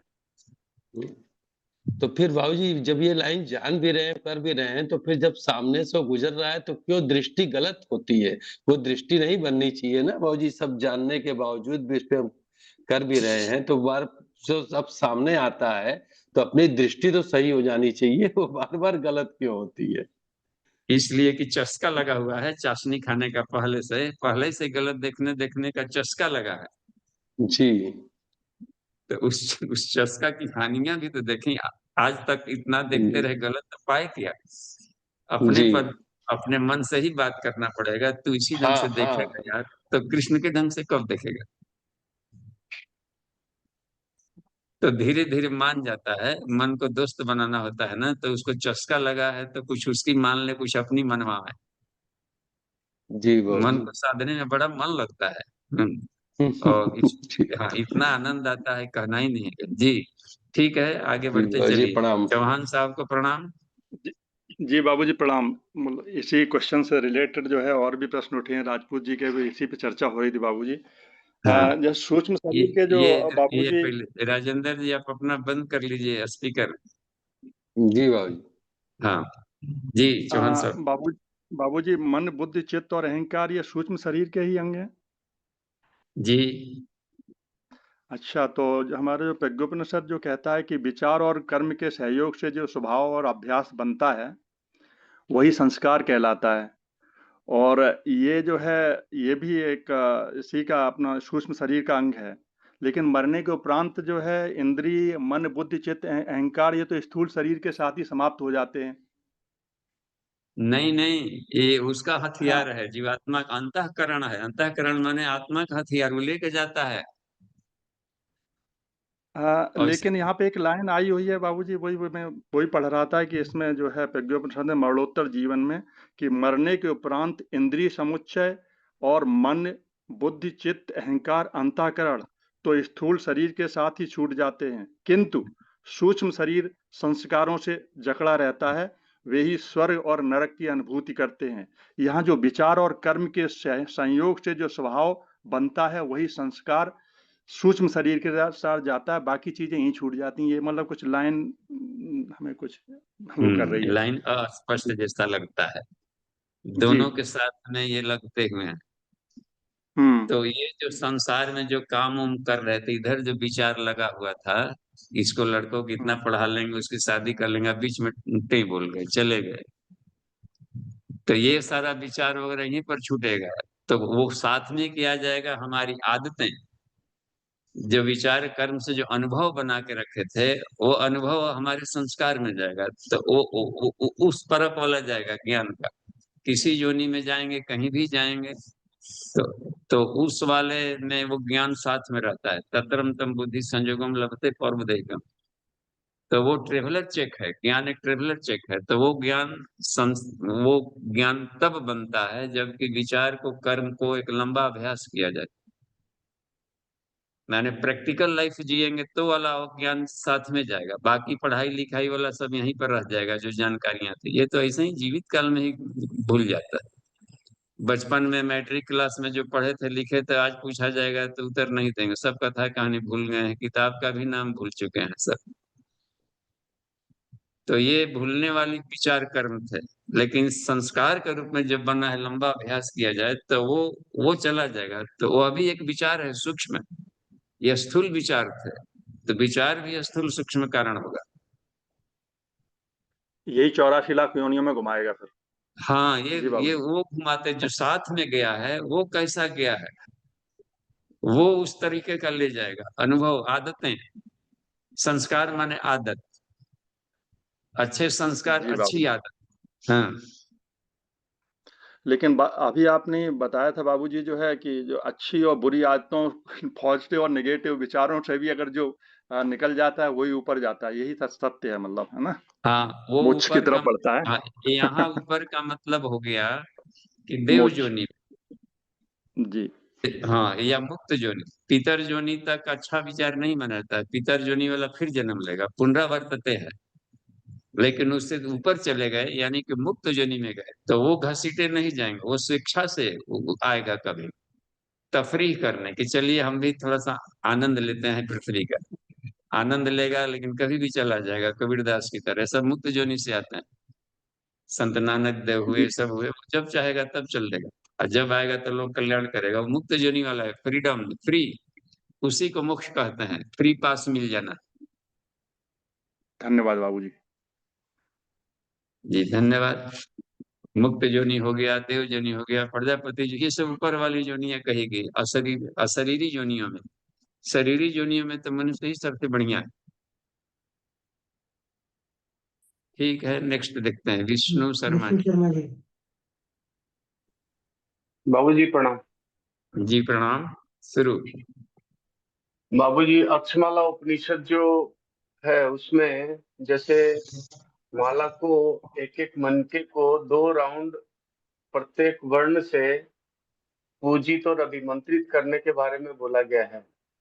तो इसमें एक तो ये पूछना है कि अभी तक जो जिस माला से हम लोग जप कर रहे थे वो तो बिना इसके कर रहे थे, तो वो क्या व्यर्थ चला गया? और दूसरी बात ये है कि ये जो माला जिसके बारे में पूजित करने के लिए बोला गया है वो क्या हम लोगों को जप करने वाली माला के बारे में या धारण करने वाली माला के बारे में बोला गया है? हाँ, ये धारण करने वाले के नहीं, ये जप के लिए है। पहनने वाला माला अलग रखना चाहिए, पूजा का माला अलग रखना चाहिए। तो जपने वाला माला को जप किए, फिर पूजा वेदी पर रख दिए, ताकि घर के और सदस्य भी वहां पर बैठे तो उसको लिया और जप किया, रख दिया, तो वो वहां पर वो आध्यात्मिक ऊर्जा बना रहता है। दिन भर जब पहन के चलेंगे तो अच्छे विचार आएंगे, बुरे विचार आएंगे, सब आएंगे, तो और विचारों से निकलने वाला प्राण उसको डिस्चार्ज करते रहता है। और जबकि पूजा वेदी पर आदमी करते रहता है, एक खास मनुभूमि है, तो उसको वहीं पर रखें और उसकी शुद्धता पवित्रता, तो वो पहनने वाला माला अलग रखा जाए। इसको पहनना है तो ये औषधीय गुण का काम करता है। जैसे रुद्राक्ष का माला हुआ, पहनने भर से भी लाभ देता है, क्योंकि जड़ी बूटी है तो उसके भी अपने कुछ बायोप्लाज्मिक एक आभा होता है, उससे लाभ देता है। तुलसी हुआ सात्विक है, चंदन राजसिक है, और वो है तामसिक है। तो जो जैसा है वो अपना प्रभाव देगा, तो पहनने के लिए अलग खरीदा जाए और जपने के लिए अलग रखा जाए। जी। और ये अभी तक जो किया गया है वो ऐसे ही चला गया या अपने को अभी आज से कर लेना चाहिए? हाँ, तो देखिए जाता कुछ नहीं है यहाँ पर, वो है कि अपने प्रभाव देगा ही देगा। अब यह है कि जो उसके पहले पिताजी दादाजी से मान ली कि वो चला रहा है माल, पीढ़ी पीढ़ी दर पीढ़ी किसी किसी घर में रहता है ना, कि तो ये परदादा जी यहीं पर पूजा करते थे उनकी सामग्री, तो उनके भाव संस्कारों को वो सुखे रहेगा। अब ये है कि वो उसको अक्षमालिकों के अनुसार एक एक माला में उन अक्षरों के वर्णों की प्राण प्रतिष्ठा किए थे कि नहीं, कि यूं ही एक माला खरीद करके और जपने लगे थे। तो प्राण प्रतिष्ठा प्रकरण अलग होता है, उसको कहा जाता है कि सिद्ध करके। तो वो दिया करते थे। तो पूज्य गुरुदेव भी हम लोग को माला दिए थे, जैसे कैसे राम जी ने सुग्रीव को पहना दिया कि इस पर किसी का असर नहीं करेगा। तो वो दिए थे कि तांत्रिक तरह तरह के लोग रहते हैं उन दिनों, 1982 से निकलना अपना शुरू किए थे। 83 के जनवरी वह कहीं के नवंबर के टोलियां निकलने लगी थी, पहली खेप में निकलना था। उस समय सामाजिक स्थिति अलग थी संसार में, कुछ तंत्र वाले भी प्रभाव, तो उस पर असर नहीं पड़ता था। कोई भी तांत्रिक फेंकेगा तो अपनी आभा मंडल से टकरा देगा, उसी को नुकसान कर देगा। तो वो अभिमंत्रित है, उसमें करके देना, तो प्राण प्रतिष्ठा एक अलग चीज होता है। तो ये दिया गया है कि माला में हम चाहे तो प्राण प्रतिष्ठा कर दें, तो पीछे वाला उनके अनुभव तो है, लेकिन आप चाहें तो इन अक्षरों से फिर से उसमें प्राण प्रतिष्ठा कर सकते हैं। जी बाबूजी। जी धन्यवाद। दर्शन। कैसे होता है कि शिव जी आ गए हैं, पुराने हो गए हैं, वो हाँ फिर से उसको जीर्णोद्धार करना है, तो उठाकर ऊंचा बनाया गया। पहले दादा जमाने में था गांव की गलियों में नीचे आ गया, अब जीर्णोद्धार करना है, खंडहर था तो हटाकर नया बनाना है, तो फिर से प्राण प्रतिष्ठा करनी पड़ती है इसमें। तो किया जा सकता है उसमें, और अनुप्राणित कर देंगे और ताकतवर हो जाएगा। जी बाबू जी, धन्यवाद। धन्यवाद। नेक्स्ट। जी बाबू जी, इसमें जो है, चैटिंग में है क्या कोई हाँ, प्रश्न? चैट में प्रश्न है, सुनील जी का है, आजमगढ़ से। प्रणाम बाबू जी, अस्तेय को स्पष्ट करने की कृपा करें। तो अस्तेय माने चोरी, अस्तेय चोरी नहीं करना।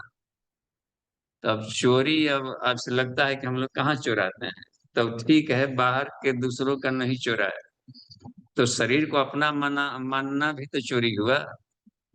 क्या मेरा शरीर है, ईश्वर का शरीर है और अपना ही, तो और डकैती कहलाएगी, तो और भी खराब। ईश्वर ने कुछ बच्चे दे दिए कि इसको पालिए, हमारा बच्चा है, ये भी तो डकैती हुआ।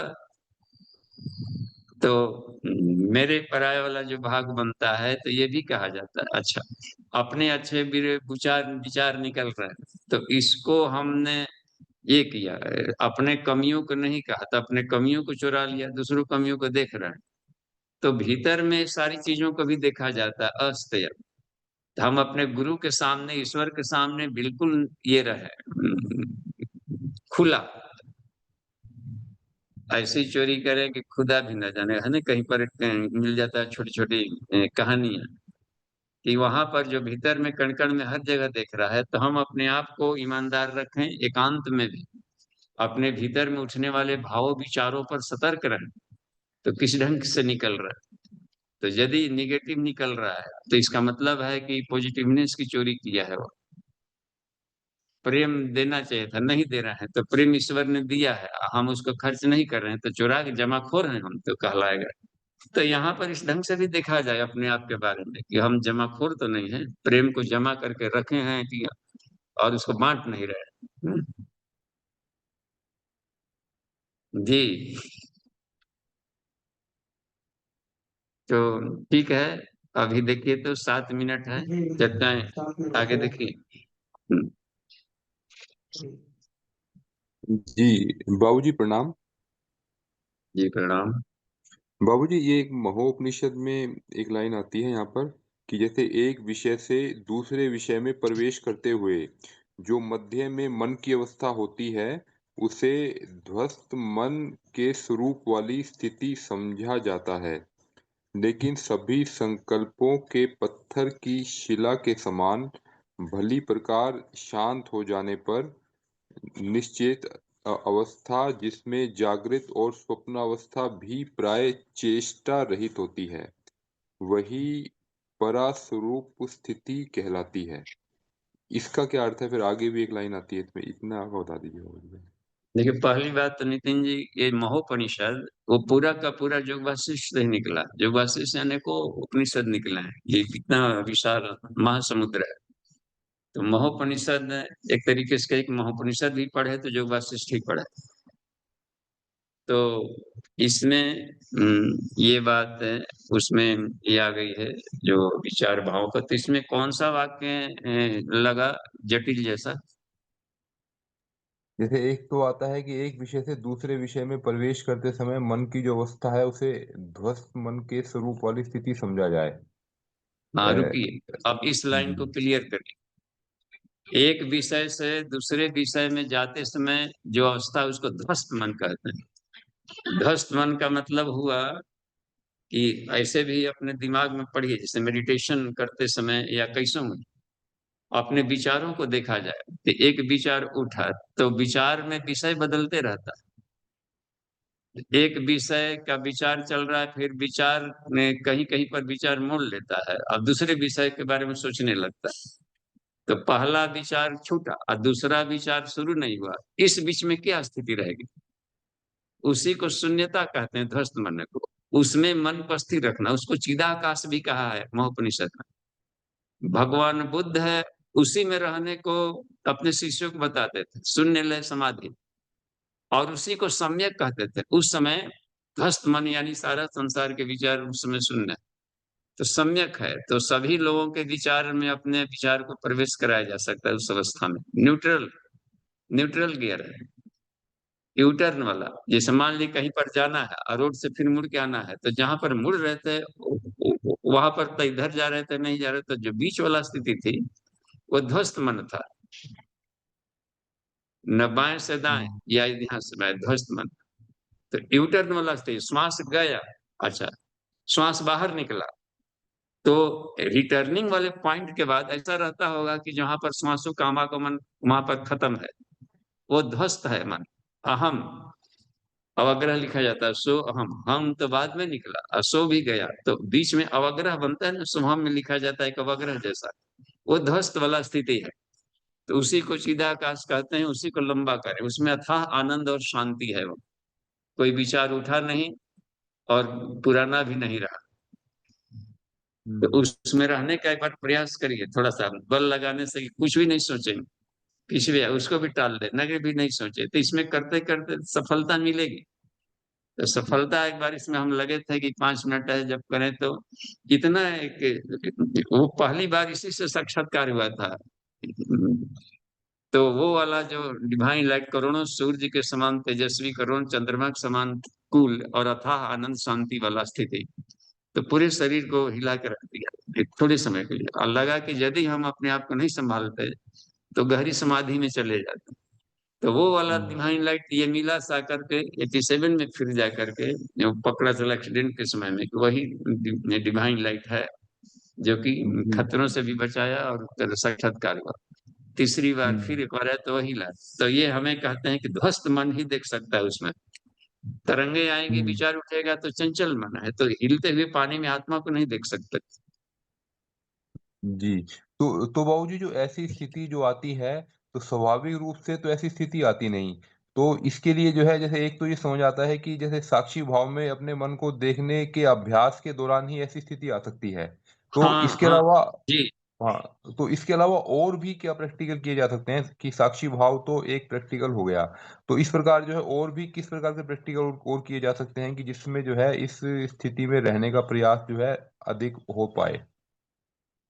हाँ, तो ये है कि जो प्रत्यक्ष व्यवहार में है कि आत्मीयता बहुत अच्छी चीज है, लेकिन घूम फिर कर वही बात आती है कि हम सबके प्रति सहृदय के आत्मीयता आत्मीयता का विस्तार करें। प्रेम जो शब्द है ना, उसमें अहेतु की एक तरफा स्नेह प्रेम से देखना, तो उस हालत में अब हर चीज अच्छा लगने लगेगा, तो क्या कचड़ा क्या बढ़िया क्या हर जगह, तो वो जल्दी साक्षात्कार कराता, क्योंकि अपने को चंचल नहीं होने देता कहीं भी, और साक्षी चैतन्य जल्दी बढ़ता है। ध्वस्त मन, रिएक्टरी मन नहीं रहा, उसके किसी भी क्रियाकलापों से हमारी चंचलता नहीं आई, तो इसका मतलब है कि उसके मनो को या तो हमने ध्वस्त कर दिया, यानी हमारे भीतर में वो वैसा मन नहीं है रिएक्टरी, वो ध्वस्त हो चुका है। हाँ? तो प्रेम का ये है, ये इसको दिव्य प्रेम कहते हैं, बदले में कुछ न चाहे। इसका अलग आनंद आता है, उस प्रेम का ये अनंत गुना अधिक आनंददायी है, वन वे प्रेम। हाँ, जी, तो प्रेम जी। दृष्टि से किसी को देखा जाए तो वो बहुत अच्छी वस्तुएं है, तो वस्तुओं को के भीतर में भी ईश्वरीय सत्ता को देखें, और वस्तुएं नहीं है तो भी ईश्वरीय सत्ता का उसमें देख रहे हैं, आनंद और शांति के रूप में। वस्तुएं हैं तो क्रीड़ा के रूप में हम देख रहे हैं। जी, जी, जी, तो ठीक है इसी बाबूजी। को साक्षी चैतन्य कहते हैं। साक्षी चैतन्य आसानी से ले आ देगा। जी, जी, और जी, साक्षी ठीक है। चैतन्य में देखिए कर्तापन भी नहीं रहा, देख रहे हैं ना, इसमें अकर्तु बना रहा। तो हुँ, अकर्ता ईश्वर का गुण है, आत्मा का गुण है, वो कभी कुछ करता नहीं है। हुँ, जी ठीक है, जी, अभी शांति पाठ कर लेते हैं। धन्यवाद। जी, ठीक है। ओम शांति शांति शांति। समाप्ति। प्रणाम।